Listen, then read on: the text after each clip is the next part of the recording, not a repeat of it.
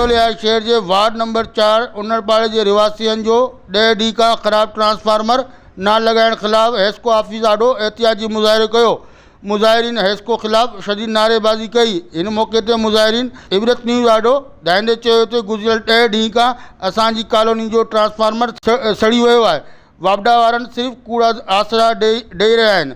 बार बार एहतियाज बावजूद अञा ताईं असांजे इलाके जो सड़ियल ट्रांसफार्मर की मरम्मत ना कराई वही है ऐं ना ही बिजली बहाल कई वही है।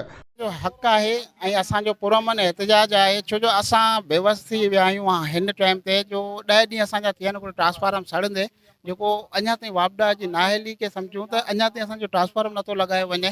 असांखे हिननि 2-3 ॾींहं हलायो उतार रहे ये कर रहे प्राइवेट अमलो मोकिलियनि पैसनि जी डिमांड कनि। बाबा पैसा असांखे भरणु आहे कोन्हे। जेको असांजो बिल हूंदो असीं अदा कंदासीं।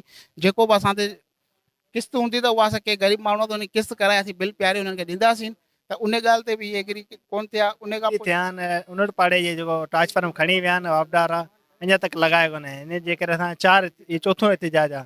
हिकिड़ो 4 ॾींहं करायो जेको SP साहब ख़तमु कराए छॾियो। वरी SH साहब अचे वाइदो कयो भई 6 बजे तक लॻी वेंदो। पोइ उन जी सूरत में कोन लॻो। उन खां पोइ वरी असीं वियासीं बाईपास बंदि कयो चयो शाम जो 6 बजे वरी चयो लॻी वेंदो। ऐं हिन जे करे चौथों एहतिजाज आहे जेसिताईं ट्रांसफार्मर मिलंदो कोन्हे तेसिताईं असीं वेंदा कोन्हे किथे। अगर ये एहतिजाज वापडा के खिलाफ है। असां 4 पहिरीं भी एहतिजाज कया आहिनि पर असांजो अॼु ये एहतिजाज आहे वापडा के खिलाफ ही आहे ऐं वापडा जे बजाय आवाम खे तकलीफ़ ॾियण जे अॼु असां वापडा जे ऑफिस जे साम्हूं अची एहतिजाज पंहिंजो रिकॉर्ड कयो वियो आहे। असांजे उन्नरपाड़े में पाणी जी तकलीफ़ आहे। पाणी कोन्हे ऐं घर जूं त मतिलबु सॼी ज़िंदगी आहे न आहे पाणी आहे। पाणी कोन्हे ऐं हर शइ जी तकलीफ़ आहे उन्नरपाड़े में असांखे पाणी जे हिसाब सां लाइट जे हिसाब सां। हाँ हाणे ॻाल्हि आहे त उन्नरपाड़े जो जेको ट्रांसफार्मर आहे मेन चौक ते लॻल आहे। उनखे तक़रीबन जेको 10 ॾींहं थी चुका आहिनि ऐं हीअ खणी त विया आहिनि पर उहो ठहिण जोॻो न आहे। उन लाइ हिननि जेको सो असां हिननि खे चयो आहे त तव्हां असांखे नओं ट्रांसफार्मर ॾियो। जेकर नओं ट्रांसफार्मर फ़िलहाल तव्हां वटि अवेलेबल न आहे त असांखे को एमरजेंसी में हणी ॾियो। फ़िलहाल जेसि ताईं को नओं अची वञे उन जे लाइ जेको सो असां ई 2-3 धरना बि आया आहिनि। कल्ह बि बाईपास बंदि कयो।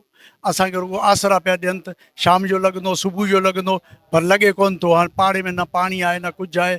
2 मदरसा आहिनि उन में 200-200 ॿार पढ़नि था। उन्हनि जो मसइलो आहे पाणी उन्हनि लाइ कोन्हे को। उन्हनि घुर कई ते फौरी तौर ते सड़ियल ट्रांसफार्मर ठहाराए इलाके की बिजली बहाल कई वञे। ॿी सूरत में एहतिजाज जो दायरो वधायो वेंदो। राजा साजिद खानज़ादा इबरत न्यूज़ टंडोवाला।